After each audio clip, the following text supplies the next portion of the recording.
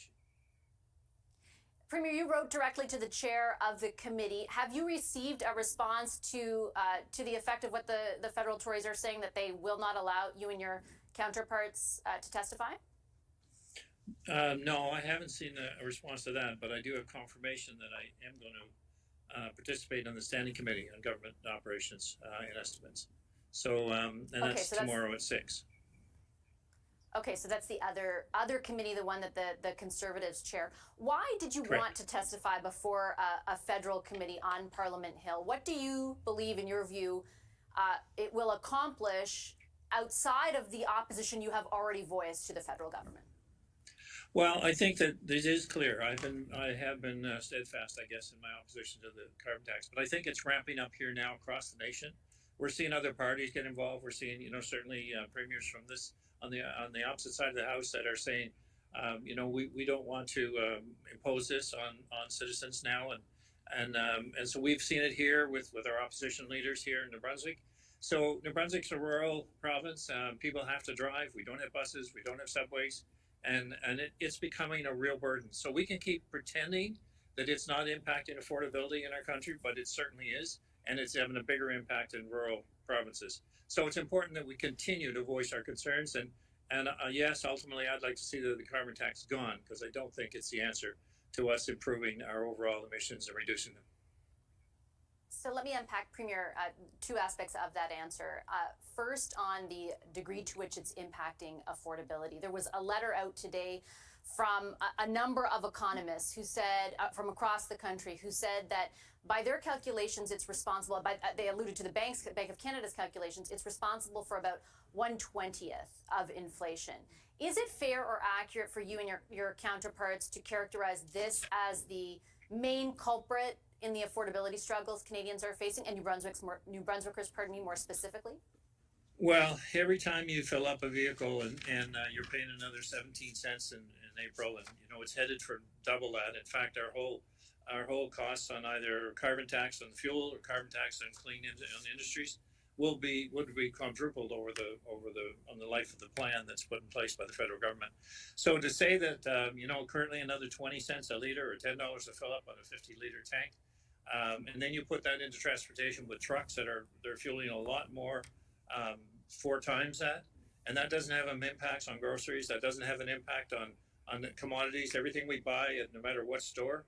I think we've recognized something very recently too, that this isn't the big issue. The big issue would be industry, and then the other big issue of ESSI is we can have an impact worldwide, and yet we're working in this little bubble in Canada thinking that we're going to save the world on emissions, when we actually could be making a huge impact if we just open up our bubble and look at what we can do abroad.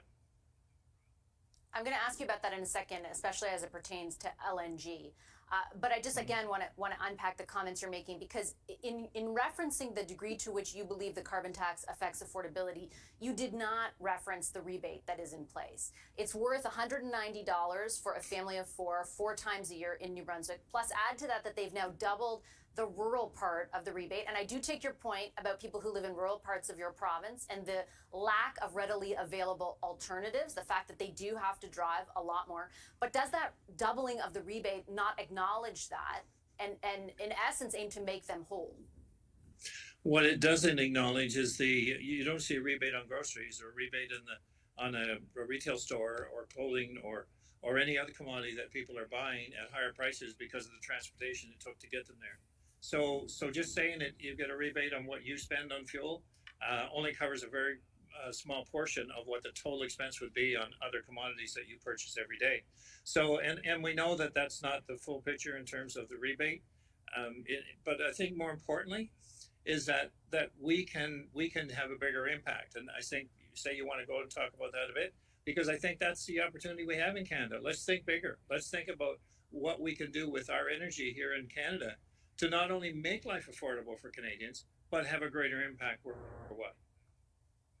But I think can you not do both things at once? Can you think about how to basically help other countries who contribute more to global emissions displace their more resource heavy, heavy emitter resource reliance, and at the same time reduce your own emissions so that you have credibility when asking others to do the same. And to that point, I mean, the Canadian Climate Institute just analyzed last week that the consumer carbon tax is worth about 8 to 9% of the projected reduction in emissions by 2030. So I know that you and your colleagues say that it's not doing anything, it's not doing what the feds say it will do, but this institute said it will by 2030.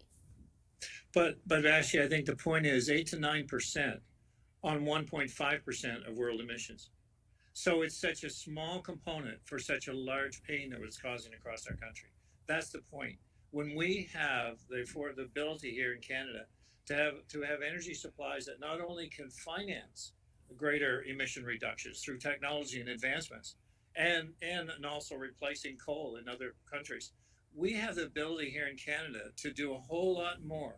And I would use the money we have in resources to not only, as I said, shut down coal plants, but also to spend on technology development. So it makes it more affordable for people to use energy efficient vehicles or reduce emissions in other ways.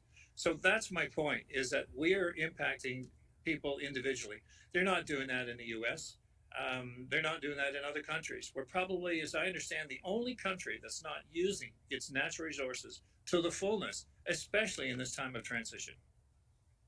I know your time is limited, Premier, so I do just really quickly want to ask you about LNG, because I interviewed the Prime Minister of Greece over the weekend, who made it quite clear if he could get Canadian LNG at a quote unquote competitive price to displace any leftover reliance on Russian gas, he would absolutely, I believe was the word he used, take it.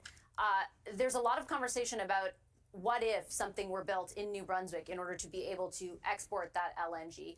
Are you involved in any of those active conversations at the moment? And what do you say in response to proponents of those projects who have withdrawn because they say the economic case is no longer there? Actually, the reason the economics did not work was because the pipeline cost of transportation to bring gas from out west or from the U.S. The fact is we have 77 trillion standard cubic feet of gas right here in New Brunswick. We have the gas supply to feed a plant that's already here in New Brunswick that could be converted to LNG export. So we have the opportunity in New Brunswick to be a major player in worldwide emission reductions. And so the only economics that didn't work were the facts that the supply needs to be closer. It is closer, and we need the support here from First Nations, from developers to look at our resource, and for the people of the province to realize this brings billions in economic value, not only to the First Nations community, to all New Brunswickers, to a point where affordability no longer is an issue. So we're sitting on a resource here needed desperately around the world, and we can be a huge solution. Why do you think, Premier, you haven't been able to convince New Brunswickers that's the case? Well, I think the challenge here becomes one of kind of an issue of not understanding what's going on out west, what First Nations deals are being made with companies in order to develop LNG exports, and they're seeing the value to their communities. I mean, we can help every First Nations community in this province to lift them out of poverty or any situation economically, because the dollars, even on the most modest estimate, in a very small portion of what's available, we're looking at 800 million to 1.6 billion to the First Nations communities alone, on a project that's only a fraction of what's available to us. So I think we just need to understand how big an opportunity it is, and give it a real assessment of what it can mean. And to date, that's been very difficult. Okay, I have to leave it on that note. Like I said, I know your time's limited. You have an event to get to. Premier,